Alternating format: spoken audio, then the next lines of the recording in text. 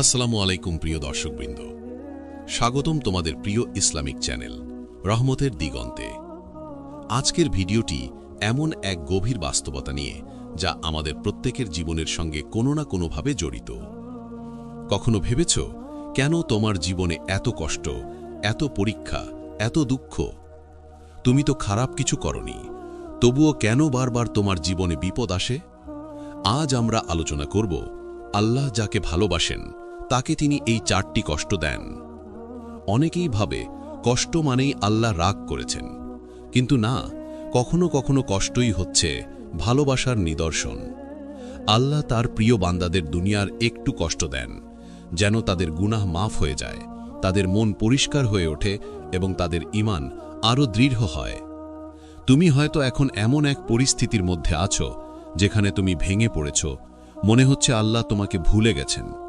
কিন্তু ভাই, বোন, মনে রেখো, আল্লাহ কখনো তার প্রিয় মানুষদের ভুলে যান না, বরং তিনি তোমাকে একটু কঠিন পথে নিয়ে যাচ্ছেন, যেন তুমি আরও শক্ত হও, আরও ধৈর্যশীল হও এবং তার আরও কাছাকাছি যেতে পারো। তাই আজকের ভিডিওর প্রতিটি অংশ তুমি মনোযোগ দিয়ে শোনো, কারণ হয়তো এখানেই তোমার জীবনের প্রশ্নের উত্তর লুকিয়ে আছে। তুমি যদি বিশ্বাস করো যে আল্লাহ তোমার পাশে আছেন, তাহলে এই ভিডিওটি শেষ পর্যন্ত দেখো, কারণ শেষ অংশে আমি বলবো কিভাবে এই কষ্টগুলোকে আশীর্বাদে পরিণত করা যায়, কিভাবে তুমি বুঝবে আল্লাহ তোমাকে ভালোবাসছেন। চলো শুরু করি আজকের অনুপ্রেরণামূলক আলোচনা। আর যদি এখনও রহমতের দিগন্ত চ্যানেলটি সাবস্ক্রাইব না করে থাকো, তাহলে এখনই সাবস্ক্রাইব করে রাখো, কারণ এখানে আমরা প্রতিদিন এমন ইসলামী ও হৃদয় ছোঁয়ান কথা বলি যা তোমার জীবনের দিশা পাল্টে দিতে পারে। তাহলে চলো আল্লাহর রহমতের আলোয় আজকের যাত্রা শুরু করি। বিসমিল্লাহির রহমানির রহিম। প্রথম কষ্ট, ধৈর্যের পরীক্ষা। আল্লাহ যখন কাউকে ভালোবাসেন তখন তিনি তাকে ধৈর্যের পরীক্ষায় ফেলেন, কারণ ধৈর্য হচ্ছে ঈমানের অর্ধেক। ধৈর্য ছাড়া ঈমান পূর্ণ হয় না। কুরআনে আল্লাহ তাআলা বলেন, নিশ্চয়ই আল্লাহ ধৈর্যশীলদের সঙ্গে আছেন। সূরা বাকারা 153। এই আয়াতের ভেতরেই লুকিয়ে আছে এক বিশাল রহস্য। আল্লাহ নিজে বলছেন তিনি ধৈর্যশীলদের সঙ্গী। এর চেয়ে বড় পুরস্কার আর কি হতে পারে? কিন্তু এই ধৈর্যের পরীক্ষা এত সহজ নয়। তুমি হয়তো দেখবে তোমার চারপাশের মানুষদের জীবন সুখে ভরা, কেউ ধনী হচ্ছে, কেউ সফল হচ্ছে, কেউ নাম কামাচ্ছে, আর তুমি প্রতিদিন লড়ছ টিকে থাকার জন্য। কখনো মনে হবে আল্লাহ তোমাকে ভুলে গেছেন, কিন্তু না ভাই বোন, এটা আল্লাহর রাগ নয়, বরং ভালোবাসা, কারণ তিনি জানেন তুমি পারবে। যে সন্তানকে মা বাবা সবচেয়ে ভালোবাসে তাকে নিয়েই তারা সবচেয়ে বেশি চিন্তা করে। ঠিক তেমনি আল্লাহ তার প্রিয় বান্দাদের একটু কঠিন পথে চালান, যেন তারা শক্ত হয়ে ওঠে, ঈমানীভাবে পরিপূর্ণ হয়। নবী রাসূলরাও কি কষ্ট পাননি? হযরত আইয়ুব আলাইহিসসালাম ছিলেন সম্পদশালী, সুস্থ, সুখী মানুষ, কিন্তু আল্লাহ তাকে একদিন এমন পরীক্ষা দিলেন, তিনি হারালেন সব সম্পদ, সন্তান, স্বাস্থ্য, শরীর ভরে গেল ঘাতে, কিন্তু মুখে একটি অভিযোগ পর্যন্ত ছিল না। তিনি শুধু বলেছিলেন যে, হে আমার প্রভু, তুমি দয়ালু। এই ধৈর্যই তাকে নবীদের মধ্যে এক বিশেষ স্থানে নিয়ে গেছে। আমরা আজ একটু কষ্ট পেলেই বলি যে আল্লাহ কেন আমাকে এভাবে দিচ্ছেন? কিন্তু ভাবো তো, আল্লাহ তো এমন কাউকে পরীক্ষা নেন না যে তার প্রিয় নয়। আল্লাহর রাসূল সাল্লাল্লাহু আলাইহি ওয়াসাল্লাম বলেছেন, যার ঈমান যত দৃঢ় তার পরীক্ষা তত কঠিন, অর্থাৎ যত বেশি প্রিয় তত বড় পরীক্ষা।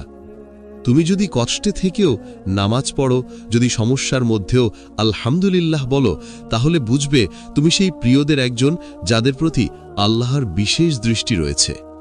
ধৈর্য মানে শুধু চুপ থাকা নয়, বরং মন দিয়ে বিশ্বাস রাখা যে এই দুঃখ আল্লাহর পক্ষ থেকে এবং এর মধ্যেও কোনো রহমত লুকিয়ে আছে। মনে রেখো, জীবনের প্রতিটি কষ্ট এক একটা পাঠ।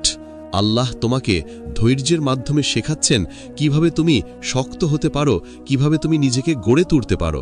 তুমি হয়তো এখন বিপদে আছো, রিজিকের টান পড়েছে, প্রিয় মানুষ তোমাকে ছেড়ে গেছে, শরীর অসুস্থ, সবকিছু মিলে তোমার মন ভারী। কিন্তু একবার চোখ বন্ধ করে ভাবো, যদি এই কষ্ট তোমাকে আল্লাহর দিকে ফিরিয়ে নিয়ে আসে, তাহলে কি এটা আশীর্বাদ নয়? যে বান্দা কষ্টে থেকেও আলহামদুলিল্লাহ বলতে পারে, সেই আসলে সফল। তুমি যদি ধৈর্য ধরো, আল্লাহ তোমার জন্য এমন পুরস্কার রেখেছেন যা স্বপ্নেও ভাবতে পারবে না। আল্লাহ বলেন, ধৈর্যশীলদের প্রতিদান তাদের কাজের তুলনায় সীমাহীন। সূরা আজ-জুমার 10। সীমাহীন মানে কোনো সীমা নেই। তাই পরের বার কষ্ট এলে ভেবো না আল্লাহ তোমাকে শাস্তি দিচ্ছেন, বরং মনে রেখো তিনি তোমাকে বেছে নিয়েছেন, তোমাকে তার ভালোবাসার প্রমাণ দিচ্ছেন। আর তুমি যদি এই পরীক্ষায় টিকে যাও, তাহলে জান্নাতের দরজা তোমার জন্য খুলে যাবে। দ্বিতীয় কষ্ট, প্রিয় জিনিস হারানো। আল্লাহ যাদের ভালোবাসেন তাদের জীবনে আরেকটি কঠিন কষ্ট দেন প্রিয় জিনিসের হারানো। কখনো সেটা হয় প্রিয় মানুষ, কখনো সম্পদ, কখনো স্বপ্ন। তুমি হয়তো কাউকে প্রাণ দিয়ে ভালোবেসেছিলে, কিন্তু সে একদিন তোমাকে ছেড়ে চলে গেল। তুমি হয়তো এমন একটা কাজ বা ব্যবসা নিয়ে স্বপ্ন দেখেছিলে যা এক মুহূর্তেই ধ্বংস হয়ে গেল। তখন মনে হয় পৃথিবী থেমে গেছে। কিন্তু প্রিয় ভাই বোন, জানো কি, আল্লাহ এমন করেন কারণ তিনি তোমাকে আরও বড় কিছুর জন্য প্রস্তুত করছেন। আল্লাহ বলেন, সম্ভবত তোমরা কোনো জিনিসকে অপছন্দ করো, অথচ সেটাই তোমাদের জন্য কল্যাণকর। সূরা বাকারা 216। তুমি হয়তো ভাবো, আমি যা হারালাম সেটাই ছিল আমার জীবন। কিন্তু আল্লাহ জানেন তুমি যা হারালে তা হয়তো তোমার জন্য ক্ষতির কারণ হতো। কখনো প্রিয় মানুষকে হারানো তোমার হৃদয়ে ভাঙে ঠিকই, কিন্তু সেটিই তোমাকে আল্লাহর দিকে টেনে নিয়ে যায়। দুনিয়ার ভালোবাসা যত শক্ত হয় তত বেশি কষ্ট দেয়, কিন্তু আল্লাহর ভালোবাসা যত গভীর হয় তত বেশি শান্তি দেয়। এজন্য আল্লাহ মাঝে মাঝে তোমার কাছ থেকে প্রিয় কিছু কেড়ে নেন, যেন তুমি তার দিকে ফিরে আসো। একজন মানুষ যখন প্রিয় জিনিস হারায় তখন সে ভাবে সব শেষ, কিন্তু সত্যি বলতে তখনই আল্লাহ নতুন দরজা খুলে দেন। তুমি শুধু তা দেখতে পাও না, কারণ তুমি কাঁদছো, হতাশ। কিন্তু একটু ধৈর্য ধরো, দেখবে আল্লাহ কিভাবে তোমার জীবনে নতুন কিছু লিখে দেন। হযরত ইউসুফ আলাইহিস সালামের জীবনটা মনে করো। তাকে ভাইয়েরা কূপে ফেলে দিয়েছিল, প্রিয় বাবা থেকে বিচ্ছিন্ন করেছিল, দাস হিসেবে বিক্রি হয়েছিল, কিন্তু সেই হারানোই তাকে রাজসিংহাসনে বসিয়েছিল। তুমি আজ যা হারিয়েছ, কাল সেটা তোমাকে এমন কিছুর দিকে নিয়ে যাবে যা তোমার জন্য আরও উত্তম, কারণ আল্লাহর পরিকল্পনা নিখুঁত। আল্লাহ কখনো কাউকে কষ্ট দিয়ে বিনা কারণে কিছু নেন না। তিনি কিছু নেন যেন আরও ভালো কিছু দেন, কিন্তু শর্ত একটাই, যেন তুমি অভিযোগ না করে বরং আলহামদুলিল্লাহ বলো।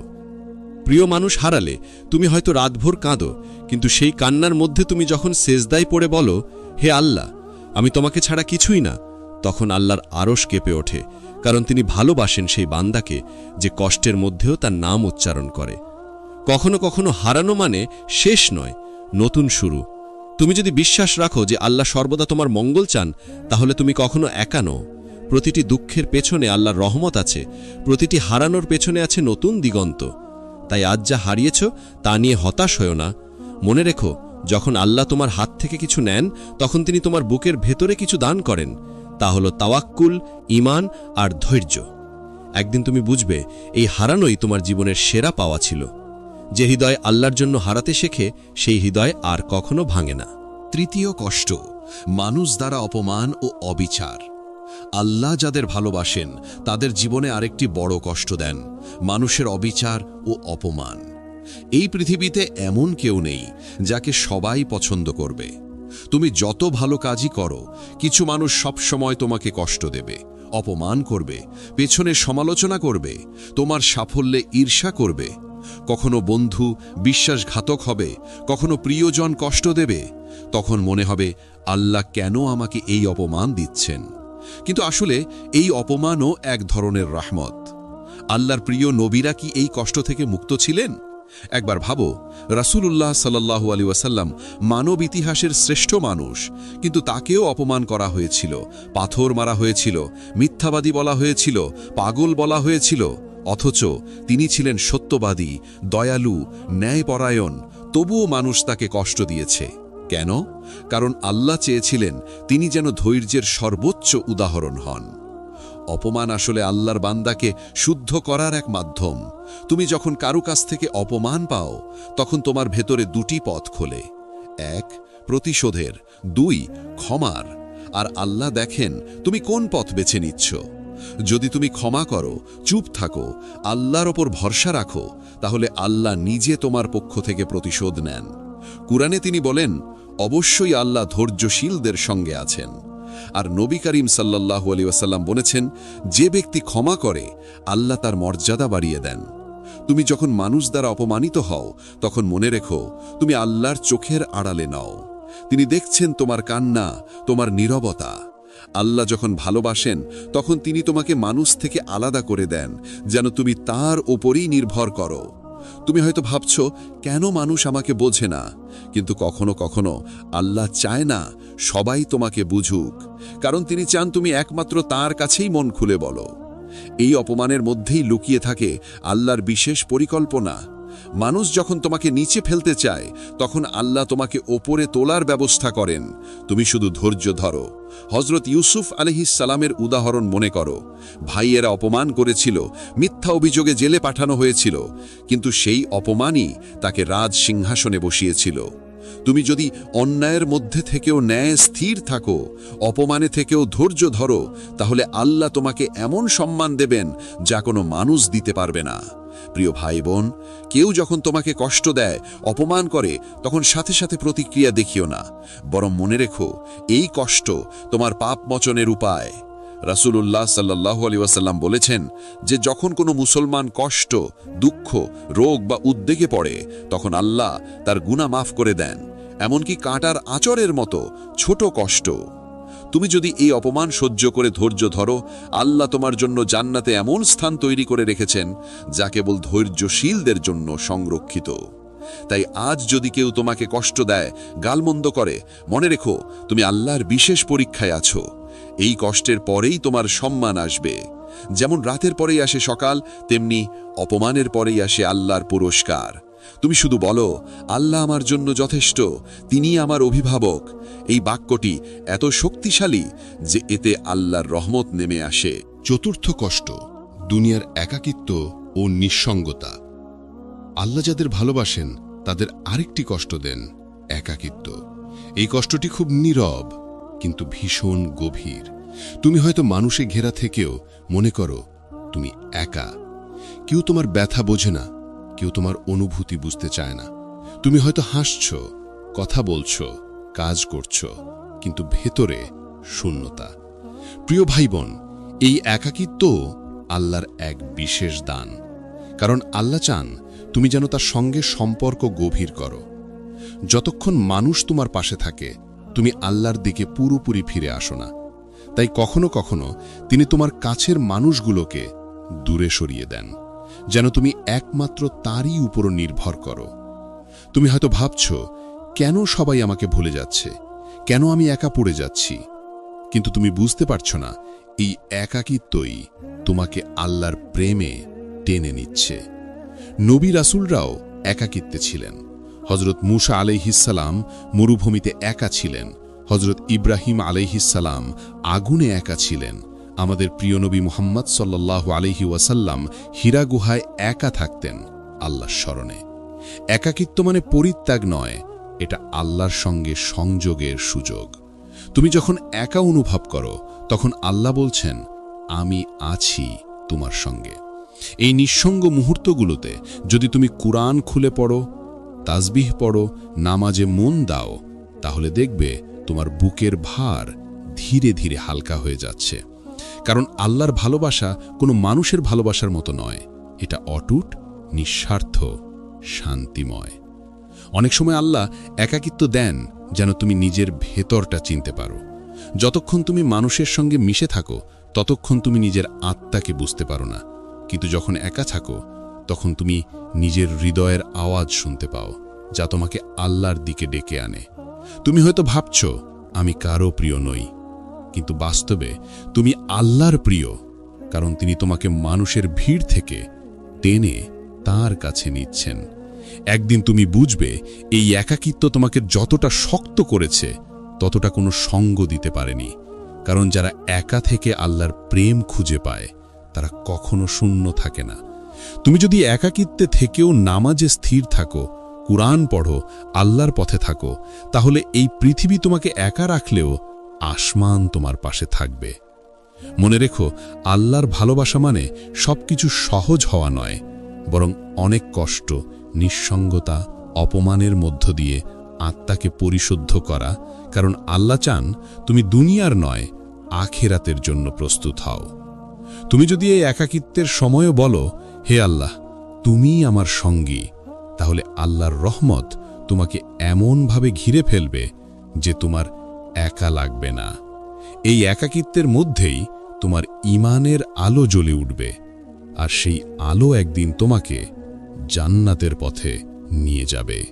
বন্ধুরা, আজ আমরা জানলাম আল্লাহ যাকে ভালোবাসেন তাকে তিনি 4টি কষ্ট দেন: ধৈর্যের পরীক্ষা, প্রিয় জিনিস হারানো, মানুষের অপমান ও একাকিত্ব। এই 4টি কষ্টই আসলে ভালোবাসার নিদর্শন। যদি তোমার জীবনেও এই কষ্টগুলো থাকে তাহলে ভয় পেও না, বরং খুশি হও, কারণ আল্লাহ তোমাকে বেছে নিয়েছেন। আল্লাহ বলেন, আমি তোমাদের পরীক্ষা করি যাতে তোমরা আমার কাছে ফিরে আসো। তাহলে বন্ধুরা, আজ থেকে কষ্টে কষ্টে আলহামদুলিল্লাহ বলা শুরু করো। ভিডিওটি যদি তোমার হৃদয়ে স্পর্শ করে তাহলে দয়া করে রহমতের দিগন্ত চ্যানেলটি সাবস্ক্রাইব করো, লাইক দাও এবং তোমার প্রিয়জনদের সঙ্গে শেয়ার করো। আল্লাহ আমাদের সবাইকে কষ্টের মধ্যেও ধৈর্য ধরা তৌফিক দিন। আসসালামু আলাইকুম ওয়া রাহমাতুল্লাহ।